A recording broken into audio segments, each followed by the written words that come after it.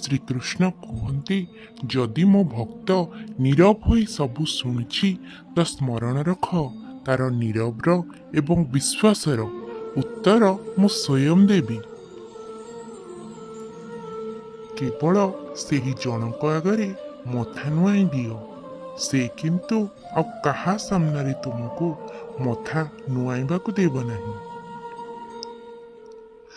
ଭଲ ଲୋକମାନଙ୍କ ସହିତ ରୁହ, କାହିଁକି ନା ବଣିଆର ଅଳିଆ ବାଦାମ ଠାରୁ ବି ଦାମୀ ହୋଇଥାଏ। ଶ୍ରୀକୃଷ୍ଣ କୁହନ୍ତି, ଯିଏ ଆପଣଙ୍କର ଭଲ କଥାରେ ବି ଖରାପ ଅର୍ଥ ବାହାର କରନ୍ତି, ତାଙ୍କୁ ନିଜର ସଫାଇ ଦେଇକି ନିଜର ସମୟ ନଷ୍ଟ କରନ୍ତୁ ନାହିଁ। ଗୋଟେ ଦିନ ଦୋଷ ଆପଣ ସମୟକୁ ନୁହେଁ, ବରଂ ନିଜକୁ ଦେବେ କି ଗୋଟେ ସୁନ୍ଦର ଜୀବନ ଆପଣଙ୍କ ସାମ୍ନାରେ ପଡ଼ିଥିଲା, କିନ୍ତୁ ଆପଣ ଦୁନିଆ ପାଇଁ ସମୟ ବର୍ବାଦ କରିଦେଲେ। ଗୋଟେ ଥର କ୍ଷମା କର, କିନ୍ତୁ ଦ୍ୱିତୀୟ ଥର ସେହି ମଣିଷ ଉପରେ ବିଶ୍ୱାସ କରି ବୋକା ବନ ନାହିଁ। ନିଜର ତ ସେହିମାନେ ହିଁ ହୁଅନ୍ତି ଯାହାଙ୍କୁ ଆପଣଙ୍କ ଦୁଃଖ ଏବଂ ଆଘାତର ଅନୁଭବ ହୁଏ। ନହେଲେ ଭଲ ମନ୍ଦ ତ ରାସ୍ତାରେ ଯିବା ଲୋକମାନେ ବି ବୁଝି ନିଅନ୍ତି।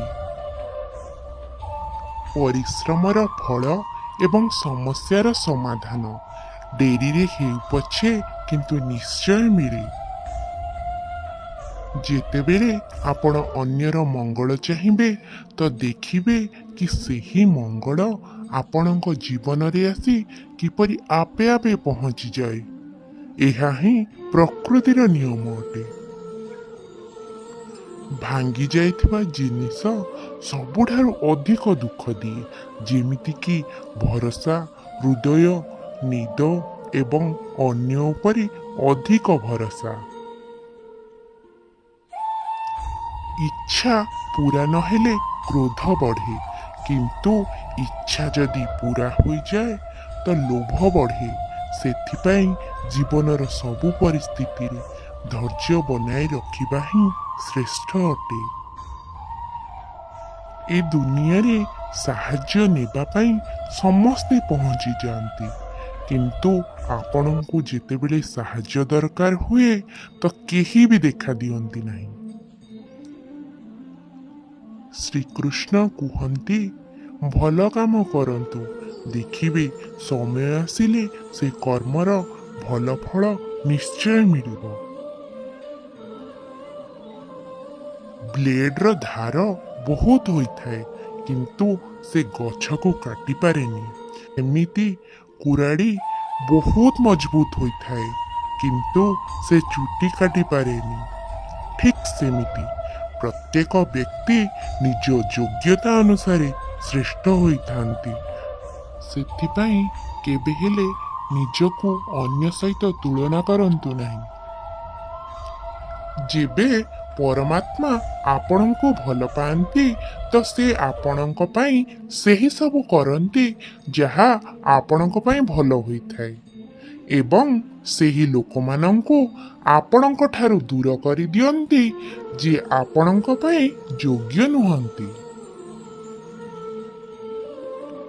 ଆପଣଙ୍କର ସମସ୍ୟା ଗୁଡ଼ିକୁ କେବେ ବି କାହା ଆଗରେ ପ୍ରକାଶ କରନ୍ତୁ ନାହିଁ, କାରଣ 80% ଲୋକମାନେ ଟିକେ ବି ଆପଣଙ୍କ ବିଷୟରେ ଭାବିବେନି କି ଆପଣ ଏତେ ସମସ୍ୟାରେ ଅଛନ୍ତି ବୋଲି। ଆଉ 20% ଲୋକମାନେ ଏହା ଜାଣିକି ବହୁତ ଖୁସି ହେବେ କି ଆପଣ ଏତେ କଷ୍ଟରେ ଅଛନ୍ତି ବୋଲି।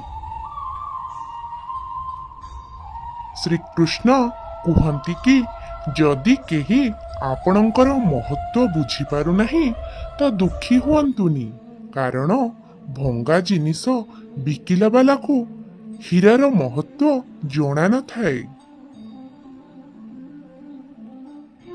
ନୀରବ ରହିବା ଏବଂ ଖୁସି ରହିବା, ଏହି ଦୁଇଟି ଯାକ ବହୁତ ଶକ୍ତିଶାଳୀ ଅସ୍ତ୍ର ଅଟେ।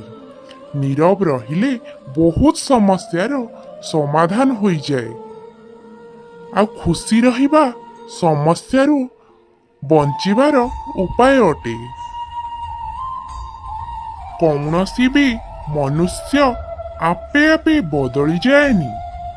ଜୀବନରେ ଏମିତି କିଛି ଘଟଣା ଘଟିଯାଏ ଯାହାଦ୍ୱାରା ମନୁଷ୍ୟ ବଦଳିବା ପାଇଁ ବାଧ୍ୟ ହୁଏ।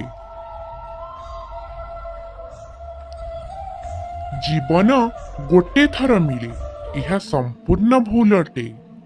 ମୃତ୍ୟୁ ମାତ୍ର ଥରେ ମିଳେ, କିନ୍ତୁ ଜୀବନ ତ ଆମକୁ ସବୁଦିନ ମିଳିଥାଏ। କୃଷ୍ଣ କୁହନ୍ତି, କରିବାକୁ ଦିଅନ୍ତୁ। ଯିଏ ଆପଣଙ୍କ ନିନ୍ଦା କରୁଛି, ଏମିତି ଛୋଟ ଛୋଟ କଥା ତ ଏମିତି ଛୋଟ ଛୋଟ ମଣିଷମାନେ ହିଁ କରିଥାନ୍ତି। କେବଳ ଧୋକା ଦେବା ହିଁ ଧୋକା ହୋଇନଥାଏ। କାହା ସହିତ ନିଜର ହେବାର ଅଭିନୟ କରିବା ବି ଧୋକା ହୋଇଥାଏ। ଭାଙ୍ଗି ପଡ଼ ନା, ଏବେ ବହୁତ ଆଗକୁ ଯିବାର ଅଛି।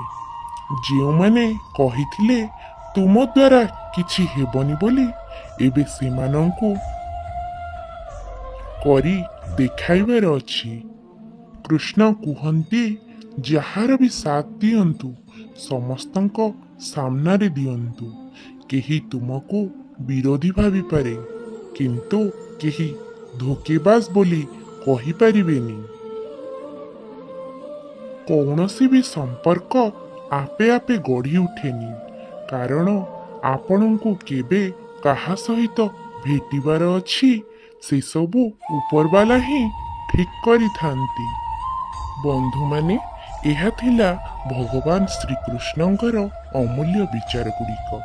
ଯଦି ଆପଣଙ୍କୁ ଏହି କଥା ଗୁଡ଼ିକ ପସନ୍ଦ ଆସିଛି ତ ଏହି ଭିଡ଼ିଓକୁ ଲାଇକ୍ କରନ୍ତୁ ଏବଂ ଏମିତି ଜୀବନ ବଦଳେଇ ଦେବା ବିଚାର ଗୁଡ଼ିକ ପାଇବା ପାଇଁ ଏହି ଚ୍ୟାନେଲଟିକୁ ଦୟାକରି ସବସ୍କ୍ରାଇବ୍ କରିନିଅନ୍ତୁ।